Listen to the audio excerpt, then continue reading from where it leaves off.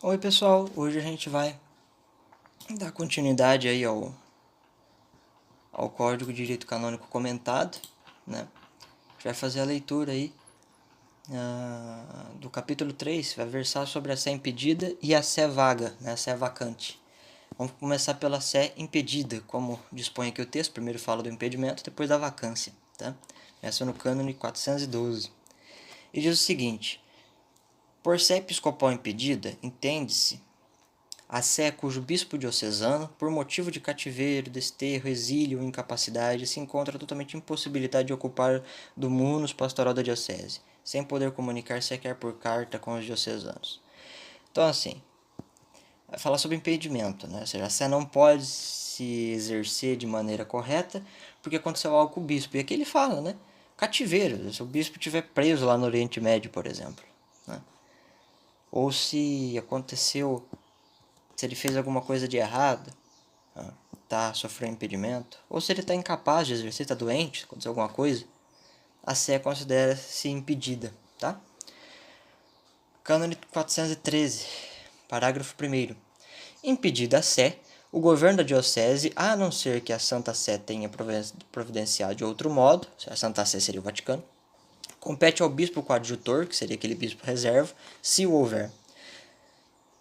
Agora, nessa falta ou impedimento, algum bispo auxiliar ou vigário-geral episcopal ou a outro sacerdote, salvaguardada a ordem das pessoas estabelecidas no elenco que deverá ser organizado pelo bispo diocesano imediatamente depois de tomar posse da diocese. Então, você cria uma hierarquia. Caso o bispo seja impedido, vai para o coadjutor. Ah, mas o coadjutor também está impedido, vai para o auxiliar. Ah, o auxiliar também está impedido, vai para um vigário episcopal geral. Ah, mas também está impedido, vai para um padre. Alguém tem que assumir o posto, tá? Não importa quem, alguém tem que assumir o posto. Este elenco, que deve ser comunicado ao metropolita, renova-se ao menos de 3 em 3 anos e seja guardado sob segredo pelo chanceler. A gente não fica sabendo que elenco que é esse. E a cada 3 anos vai renovar. Parágrafo 2º. Se não houver bispo coadjutor ou se estiver impedido e não se encontrar o elenco referido no parágrafo 1º, compete ao colégio dos consultores eleger um sacerdote que governe a diocese. Em último caso, não tem ninguém, o colégio faz uma votação, escolhe um padre e esse padre fica até achar um bispo, tá? Parágrafo 3º. Quem tiver assumido o governo da diocese no termo dos parágrafos 1º ou 2º, comunique quanto antes a Santa Sé, isto é, o Vaticano, o impedimento da Sé que assumiu o ofício. É só isso, tá? É bem simples de ser entendido. Cânone 414. Quem quer que, nos termos do 413, tiver sido chamado a exercer inteiramente o munus pastoral no exercício desse munus na diocese, goza do mesmo poder que por direito compete ao administrador diocesano, mas apenas durante o tempo em que a sé se encontra impedida, tá bom? Ele não vai, mas esse padre depois ele pode virar bispo, não pode, tá? Não é assim. Pode ser que ele seja chamado a ser bispo depois, em outra situação, mas ele não vai ser promovido a bispo só por causa disso, tá? É um cargo temporário, só para a igreja se organizar. E o 415, se o bispo diocesano for proibido de exercer o seu munus por uma pena eclesiástica, o metropolita, ou na sua falta, ou se do mesmo se tratar, o mais antigo dos sufragâneos, na promoção recorre imediatamente a Santa Sé para ela providenciar. Bom, você deve ter ouvido, a gente comentou disso o ano passado, sobre os sufragâneos, aquele vigário especial, tá certo? Pode parecer enrolado isso aqui, mas na verdade é por um motivo de organização mesmo, tá?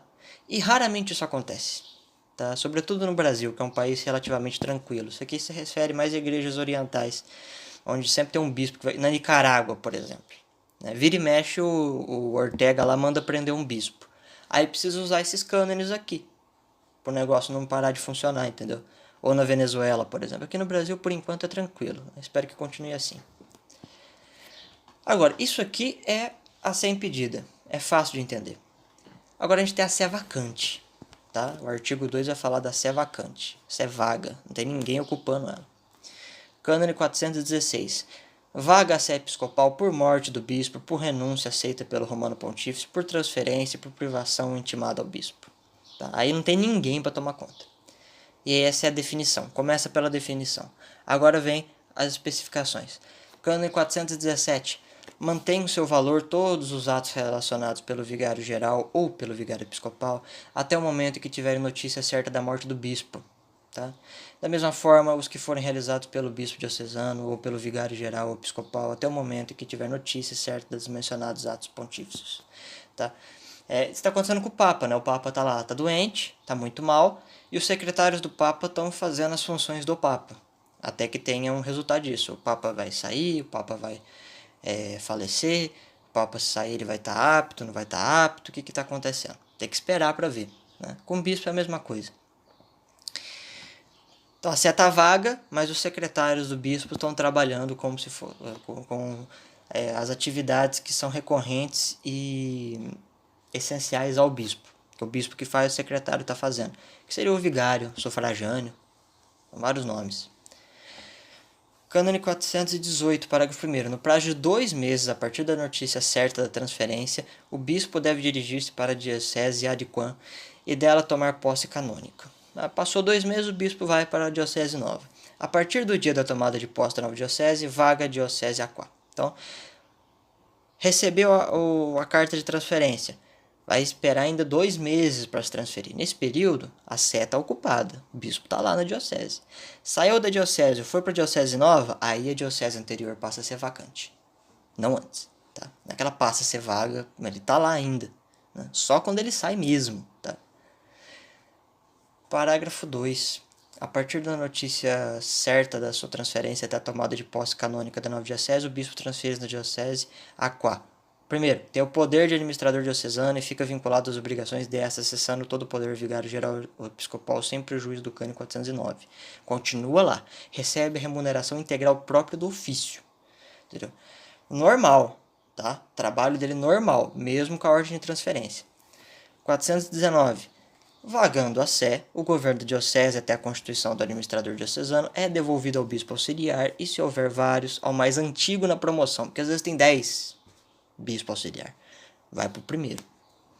Na falta de bispo auxiliar, ao colégio dos consultores, a não ser que a Santa Sé haja providenciado de outro modo. Às vezes eles enviam uma pessoa, dá uma ordem, o Vaticano dá uma ordem a uma pessoa, vai lá naquela diocese e toma conta até chegar o novo bispo.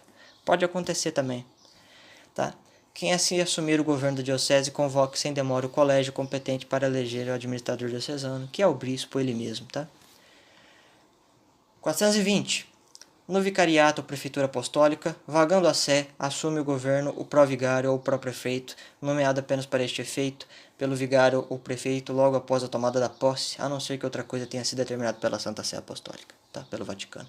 O que é esse pró-vigário, pró-prefeito? É o administrador, é o secretário. Ele pode assumir também, no caso de vacância. Temporariamente, tá? Isso é tudo temporário. 421, parágrafo 1º. Dentro de 8 dias a contar da recepção da notícia da vagatura da sé, o colégio dos consultores deve eleger o administrador diocesano, que governa inteiramente a diocese sem prejuízo nos prescritos do cânone 502. Tá?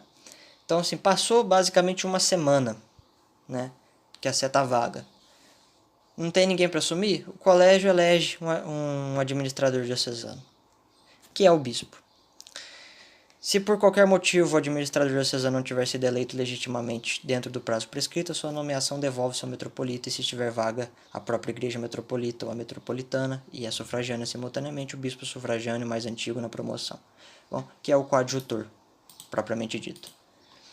Cânone 422. O bispo auxiliar e, na sua falta, o colégio dos consultores informa enquanto antes a sé apostólica acerca da morte do bispo, e do mesmo modo o administrador diocesano é eleito acerca da sua eleição. Tá? Então tem que avisar o Vaticano que o bispo morreu e agora elegeram um novo bispo. 423, parágrafo 1º. Eleja-se a um só administrador diocesano, reprovado o costume contrário, de outra forma a eleição é inválida.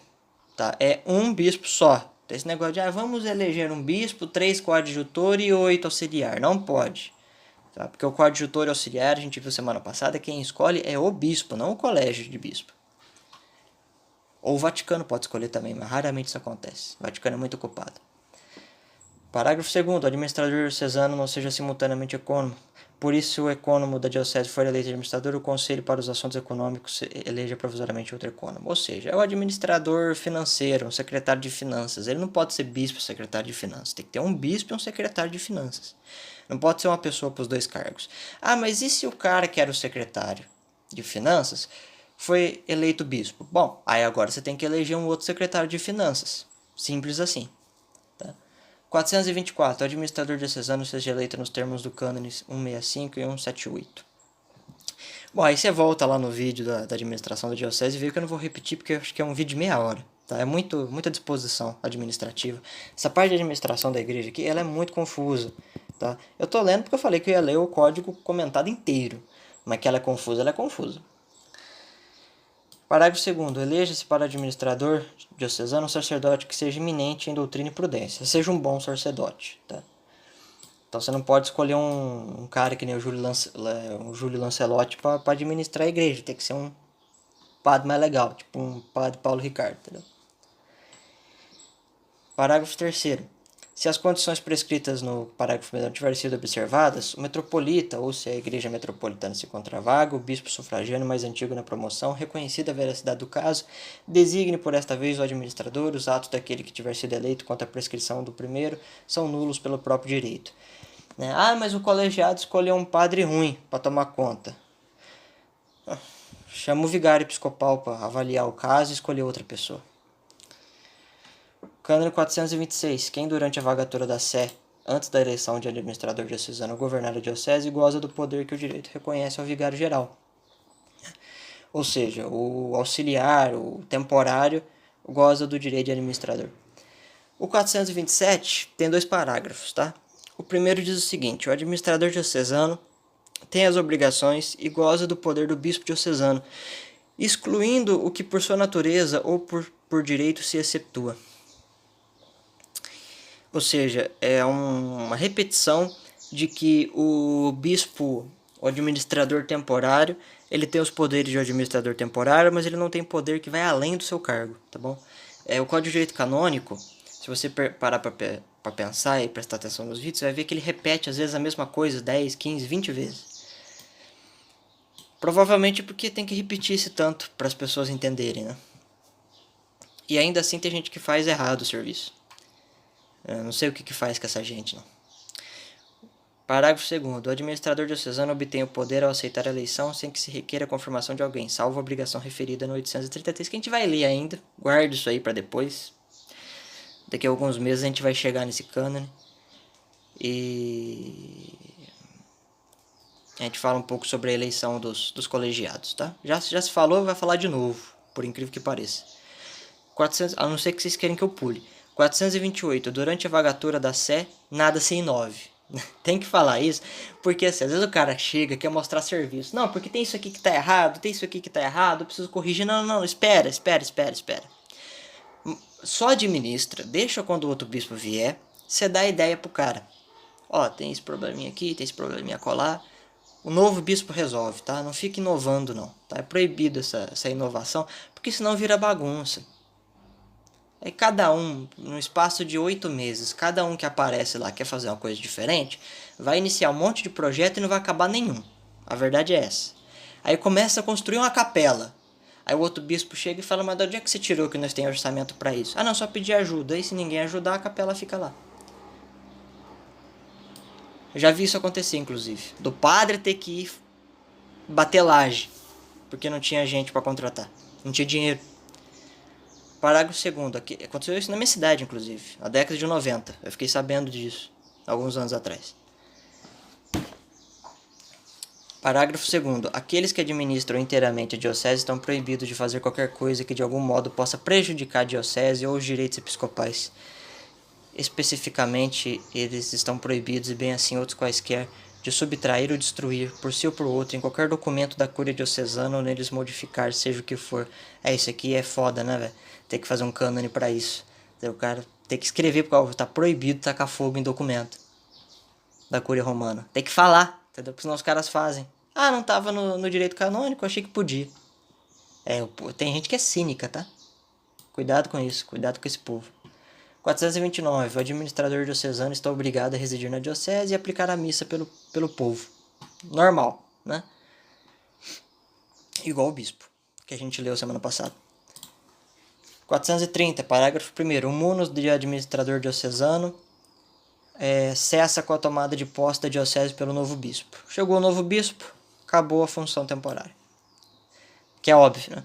Mas tem que escrever também, senão os caras rateiam com isso. Parágrafo 2º. A remoção de administrador de diocese é reservada à Santa Sé, tá? O Vaticano. Tá? A renúncia que porventura ele fizer deve ser apresentada em forma autêntica ao colégio competente para eleição e não carece de aceitação no caso de remoção, renúncia ou falecimento do administrador diocesano. Eleja-se outro administrador diocesano nos termos do 421. Bom, então morreu o administrador, chama outro. Agora a gente vai... Bom, acabou isso aí, tá? Agora a gente vai estudar os agrupamentos da igreja, tá? São vários cânones, tá bom? Esses agrupamentos vão até o 446, tá bom? São 16 cânones. Depois a gente vai ver conferência episcopal, tá certo? Os sínodos, as organizações de decisão, tá bom? O que elas podem, o que elas não podem fazer, até onde vai o seu poder, né?